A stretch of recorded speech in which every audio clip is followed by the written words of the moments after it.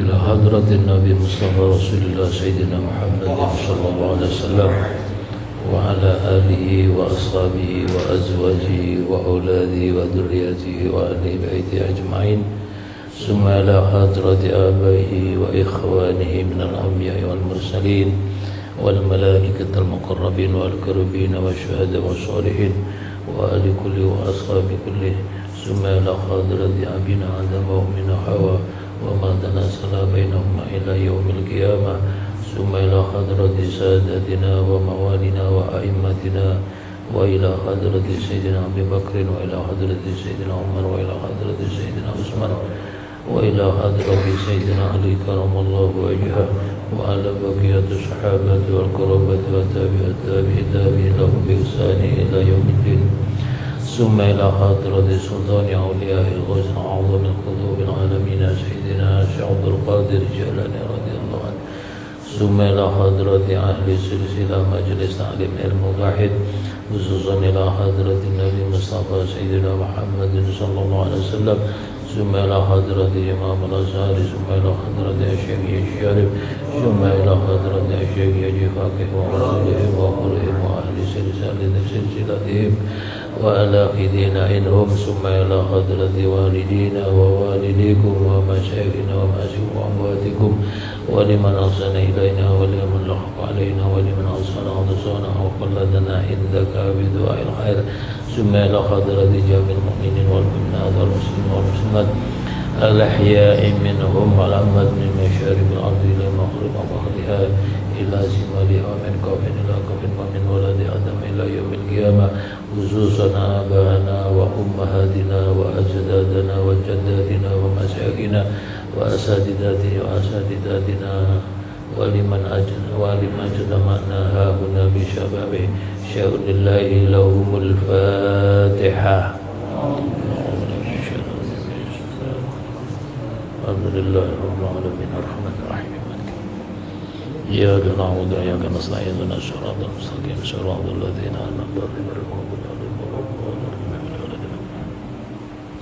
السلام عليكم ورحمة الله وبركاته. بسم الله الحمد لله الذي أوضح سبيل الهدى أحمده سبحانه على العرش استوى. الحمد لله الذي هدانا لهذا وما كنا لنهتدي لولا أن هدانا الله. الحمد لله رب العالمين الملك العظيم البر الرحيم الذي يهدي الناس إلى الصراط المستقيم. الحمد لله الذي شرف الإنسان بالعلم والإرفان. سبحان الملك الجبار القهار الخالق البارئ المصور الغفار الذي لا إله إلا هو ذو الجلال والإكرام. أشهد أن لا إله إلا الله وحده لا شريك له وأشهد أن سيدنا محمدا عبده ورسوله. اللهم صل وسلم على سيدنا محمد وعلى آله وأصحابه ومن دعا إلى الله بدعوة الإسلام ومن تمسك بسنة رسوله ومن تبعهم بإحسان إلى يوم الدين. وقال رب اشرح لي صدري ويسر لي أمري wahlul 'uqdatam min lisani yafqahu qawli amma ba'du. Alhamdulillah, puji syukur dumateng Allah Subhanahu wa taala atas segala taufik dan hidayahnya sehingga kita pada malam hari ini masih dipertemukan oleh Allah dalam keadaan sehat walafiat. Salawat ma'assalam monggo diaturaken dumateng junjungan kita Nabi besar Muhammad sallallahu alaihi wasallam beserta keluarga, sahabat, zuriat beserta pengikut beliau sampai hari akhir nanti. Melanjutkan tema tentang ulama yang kategori tingkatan ulama ada 3. Yang awal sudah kita bahas tentang ulama fuqaha, yaitu ulama yang ahli fikih. Lalu secara umum pengertian ulama yang sesungguhnya menurut Kamus Bahasa Indonesia, yaitu ulama adalah orang yang ahli dalam hal atau dalam pengetahuan agama Islam.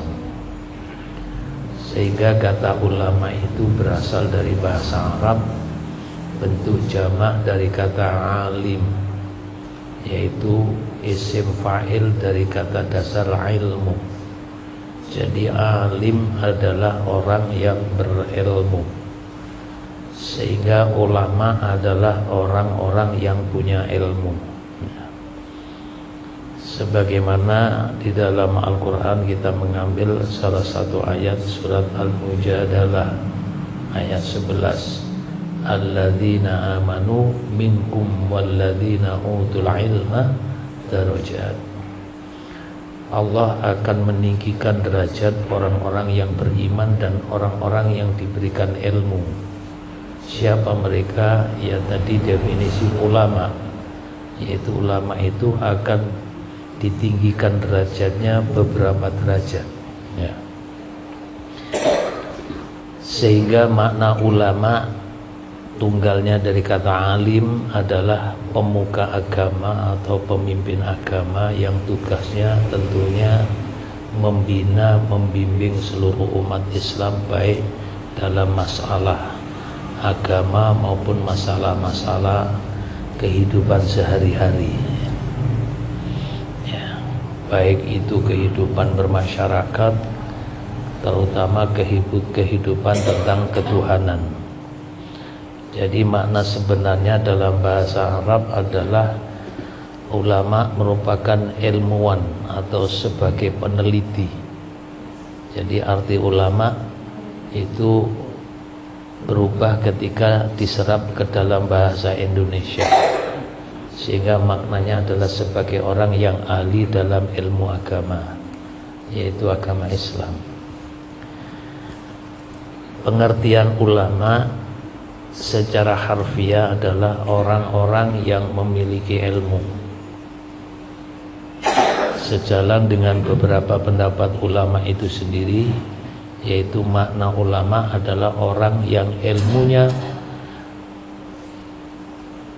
untuk disampaikan kepada manusia tentang sifat-sifat bagaimana kita bisa ada rasa takut kepada Allah.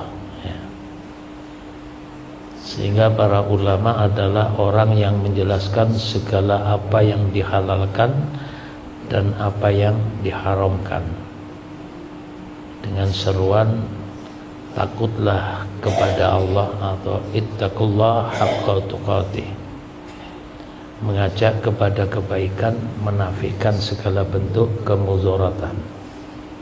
Itu ulama. Jadi ulama orang yang mempunyai pengetahuan tentang ayat-ayat Allah, baik yang bersifat kauniyah maupun bersifat Qur'aniyah, ya, itu tentang ulama, dan mampu menghantarkan kepada ilmu pengetahuan tentang hakikat kebenaran Allah, ya, itu ulama. Sehingga akan mengarahkan kepada seseorang untuk bertakwa yang sebenarnya dengan bentuk khasyah, takut kepadanya. Dengan teks takut kepada Allah itu artinya bukan malah menjauh, tapi kebalikannya, yaitu kita kalau takut kepada Allah justru kita akan mendekat kepada Allah. Takut menjauh, takut kehilangan dan sebagainya. Sehingga karakteristik esensial ulama adalah ada beberapa persyaratan, yaitu harus iman, punya iman yang tinggi, yang tidak mudah goyah, itu ulama. Sehingga ketika masyarakat butuh perlindungan atau orang awam yang butuh perlindungan, maka ulama mampu di depan untuk menguatkan iman seseorang. Jadi punya karakter secara esensi yang tidak dimiliki oleh manusia awam. Itu ulama.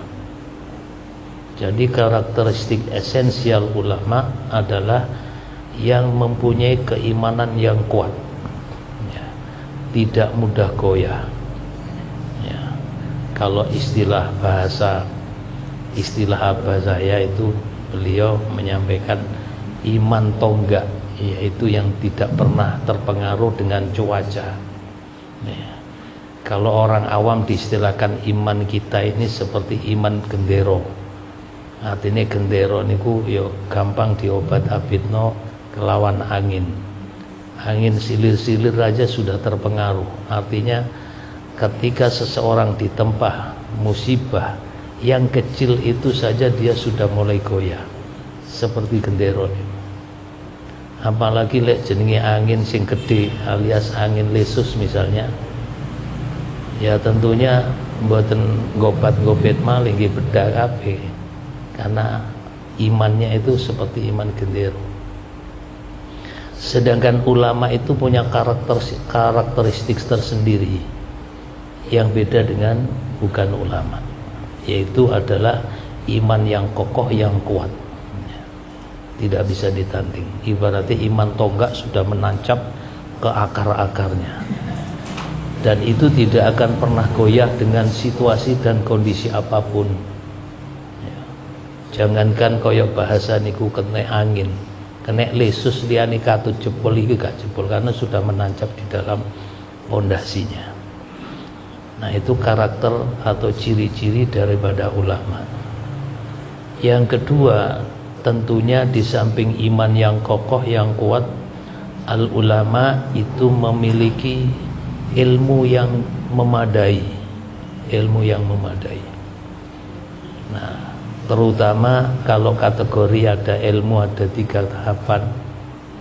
Ada ulama fuqaha yang dikatakan ilmu yang mengerti tentang ahli fikih atau ilmu syariat. Yang kedua adalah yang nanti kita bahas adalah yang kedua ini, yaitu ulama hukama, ulama yang ahli hikmah. Nah, ini tergantung punya keilmuan yang cukup memadai, keilmuan yang sangat tinggi. Jadi ulama itu punya karakteristik tersendiri, ya. Jadi kalau tidak memiliki ilmu sangat mustahil ketika mereka punya titel ulama. Mengapa? Karena pembekalan dasar makna ulama itu sendiri adalah mereka yang punya yang disebut alim. Ulama berasal dari kata bahasa Arab, bentuk jamak dari kata alim adalah isim fa'il dari kata dasar ilmu. Ilmu adalah orang yang berilmu. Alim itu adalah orang yang berilmu. Sehingga ulama orang yang memiliki ilmu yang sangat memadai. Nah, tentunya karakteristiknya berbeda. Dan nanti kita sampaikan itu. Ada ulama yang khusus ahli fikih yang disebut ulama fuqaha. Ada yang ulama khusus tentang ketuhanan, tentang Allah, ya, yaitu ulama hukama yang ahli hikmah dan seterusnya. Dan yang ketiga, karakteristik esensial ulama di samping iman yang kokoh, ilmu yang memadai, dan amal, ya. Jadi tanpa disertai amal maka mereka belum dikategorikan ulama. Jadi esensi karakteristik daripada ulama minimal 3 hal: iman yang kokoh, ilmu yang memadai, dan amal yang memang lebih daripada yang lain. Yang semuanya itu punya kekuatan tersendiri bagi ulama. Sehingga itulah beda antara ulama dengan orang awam, ya, atau orang biasa.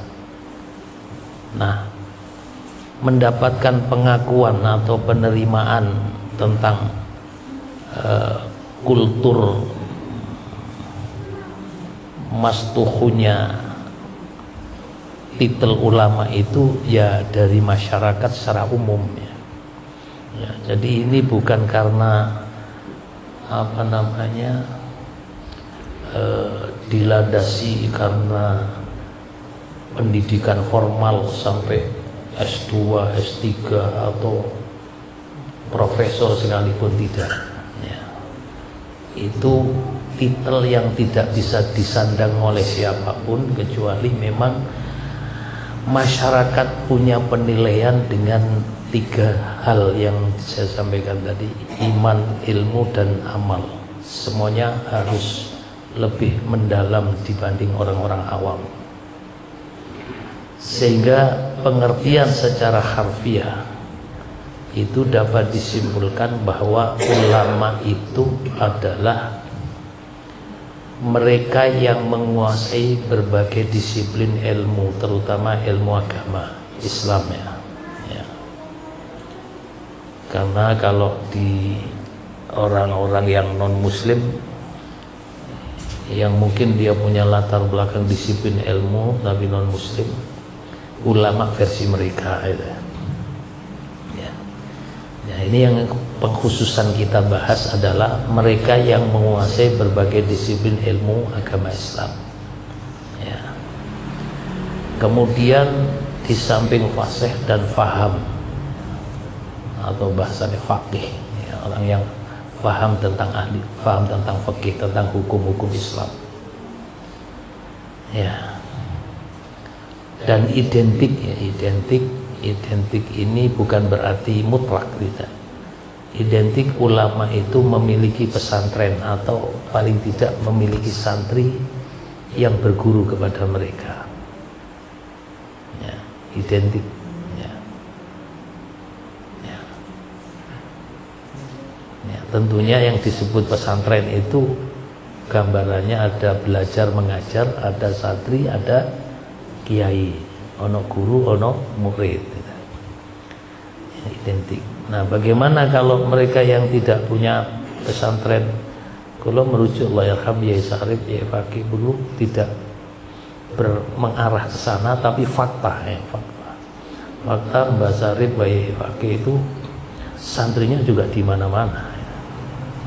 Bahkan ini sangat menjadi pertanyaan di kalangan orang-orang yang tidak memahami atau orang-orang awam yang tidak tahu, dengan kalimat yang mungkin sedikit urgent. Nah, ya Sarif ya Faqih gak duwe pondok, gak duwe pesantren, tapi lek kok ngono akeh. Nah, ini pertanyaan timbul seperti itu ya. Sehingga saya mengatakan tidak identik memiliki pesantren. Yang intinya pesantren itu bisa diartikan karena di situ ada sistem belajar mengajar, santri dan kiai, murid dengan guru dan seterusnya.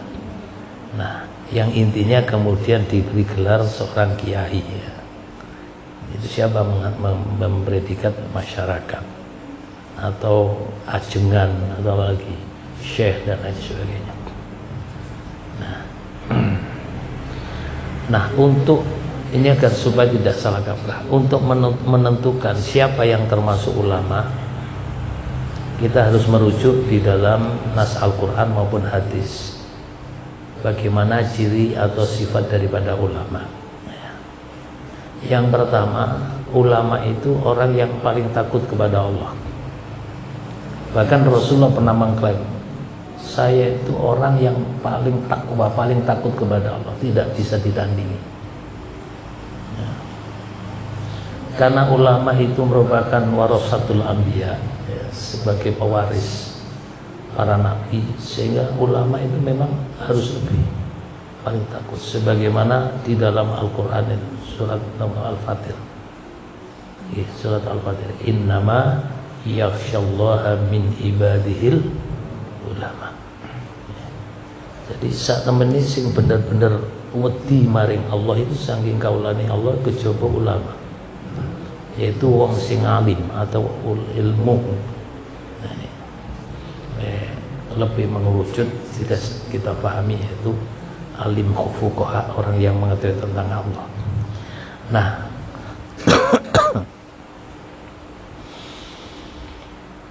Jadi mereka dianugerahi ilmu, tahu rahasia-rahasia yang tidak bisa difahami orang awam, baik rahasia alam, rahasia hukum-hukum Allah, baik tentang hak dan batil, baik tentang keburukan maupun kebaikan, dan semuanya itu difahami.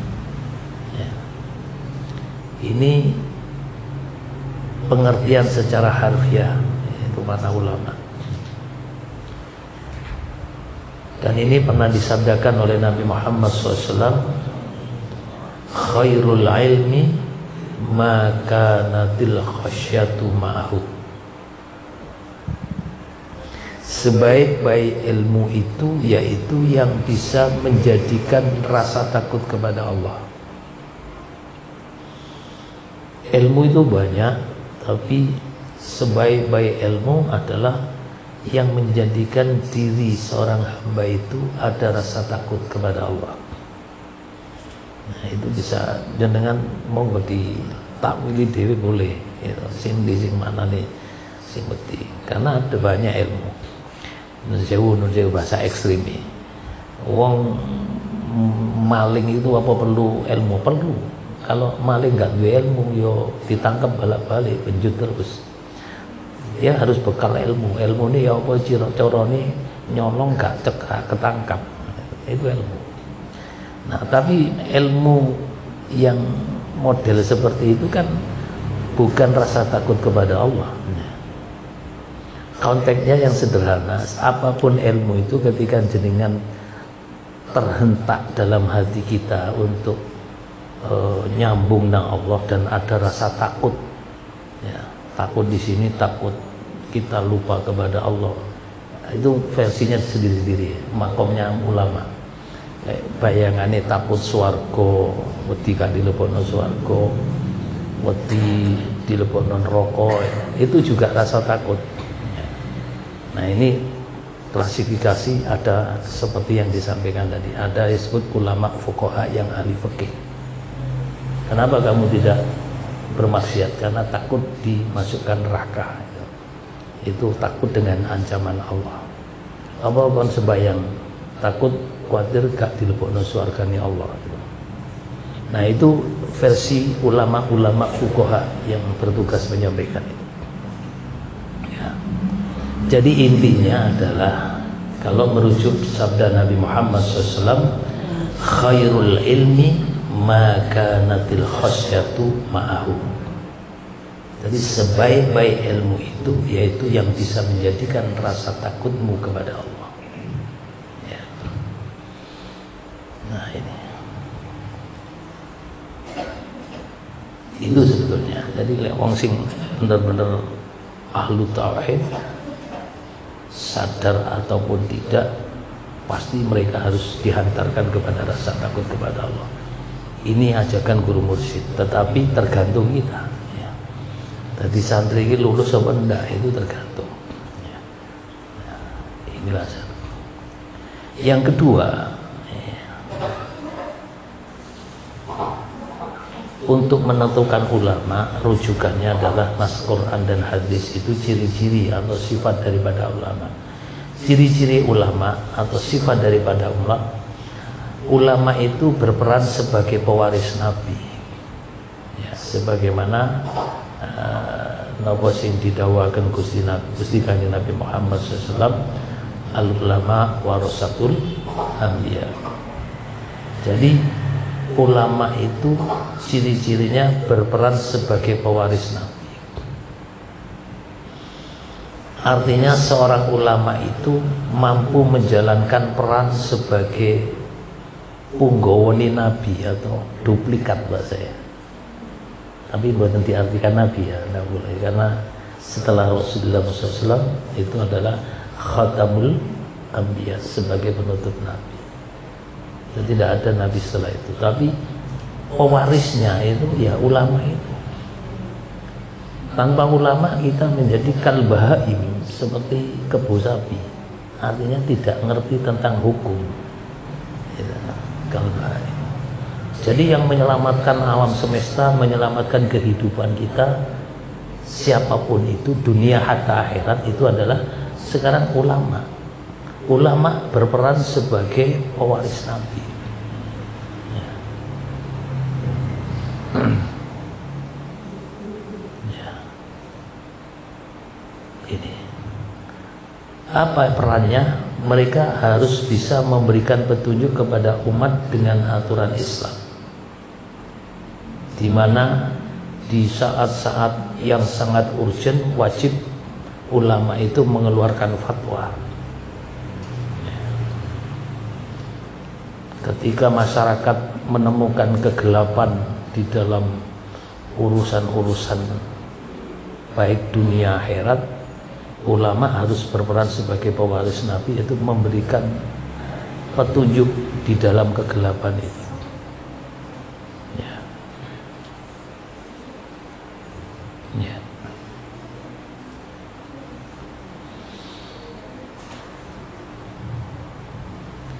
Sehingga ketika menjadi warasatul anbiya, ulama berperan sebagai pewaris Nabi. Itu pernah ada seseorang bertanya kepada satu Ibrahim bin Adham. Ketika ditanya bagaimana apakah hidup itu, hidupmu itu bagaimana sih sejatinya? Beliau mengatakan, aku memiliki 3 kereta perang di dalam hidupku. Ketika aku 3 kereta perang di dalam hidupku, satu diistilahkan kereta perang dalam hidup itu ketika aku menerima sesuatu, ya, menerima itu landasannya adalah kenikmatan, kemudian hal-hal yang bersifat positif. Nah, kata Ibrahim mengatakan, kereta perangku ketika aku menerima satu kenikmatan itu, aku akan duduk di dalam kereta perang syukur. Nah, landasan syukur. Jadi ciri-ciri ulama itu tidak pernah lupa pada Allah. Oleh nikmat, syukur pada Allah. Syukur itu dengan bentuk ucapan alhamdulillah, bentuk lakunya diwujudkan lebih banyak ibadahnya. Ya. Bukan ciri-ciri nilai ono wong dikei nikmat kok ibadah ini kendor, tiga rezeki ini tambah akeh, dunia ini akeh, kok tambah ibadah ini kurang. Nah, berarti ini tondo-tondo ini istidrak. Ulama tidak. Ketika mereka mendapatkan sesuatu kenikmatan, dia dudukkan kereta perangnya namanya syukur. Dia selalu bersyukur pada Allah. Jadi tidak pernah lupa pada Allah. Ya. Lalu kereta perang yang kedua, ketika mereka mendapatkan musibah, mendapatkan ditimpa musibah, mendapatkan kesulitan dalam hidupnya, mereka mendudukkan kereta perangnya adalah sabar. Ya. Nah, sabar ini juga tingkatan tinggi, ya. Hanya beda namanya. Sabar ini kelas. Jadi tidak ada sesuatu yang tidak lepas daripada Allah, tidak pernah. Selalu ingat pada Allah sebagai pewaris. Nah, lalu ketiga adalah ketika Allah mendudukkan mereka untuk beribadah kepadanya, kereta perangnya adalah istiqomah, dijaga.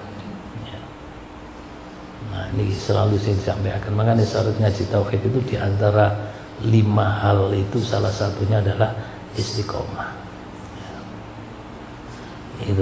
Itu ciri-ciri ulama. Ya. Kemudian yang ketiga, ulama itu ciri-cirinya ketika dibutuhkan di dalam masyarakat, ya, di dalam menegakkan amar ma'ruf nahi mungkar, ya, ini mereka selalu terdepan. Ya. Terdepan ini relatif dalam pengertian bisa menjadi klasifikasinya beda. Ya.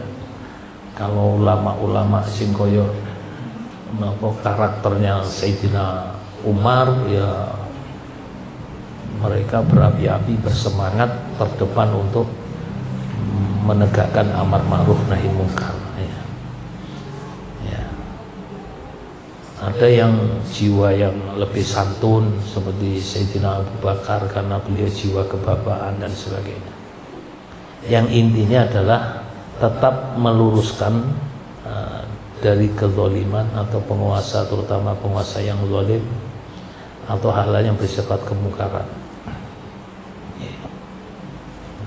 Dan ini juga klasifikasinya juga berbeda. Ulama fuqaha atau ulama hukama, klasifikasi beda. Ya. Itu diantaranya. Ya. Jadi ada juga istilah umum yang disebut ulama salafus saleh. Ulama salafus saleh itu ulama yang mungkin makom yang paling tinggi, generasi pertama dari umat ini yang pemahaman ilmunya sangat dalam, yang mereka ini memang selalu mengikuti petunjuk Nabi Muhammad SAW dan selalu menjaga sunnah. Jadi kalau jenengan nanti mirengan ulama salafus saleh itu adalah salaf itu ulama yang generasi pertama, generasi terdahulu. Jadi kata salaf generasi pertama, generasi terdahulu, generasi yang terbaik dari umat Islam ini. Nah, kalau dirinci diantaranya terutama para sahabat Khulafaur Rasyidin, terutama Sayyidina Abu Bakar, Sayyidina Umar, Sayyidina Utsman, Sayyidina Ali.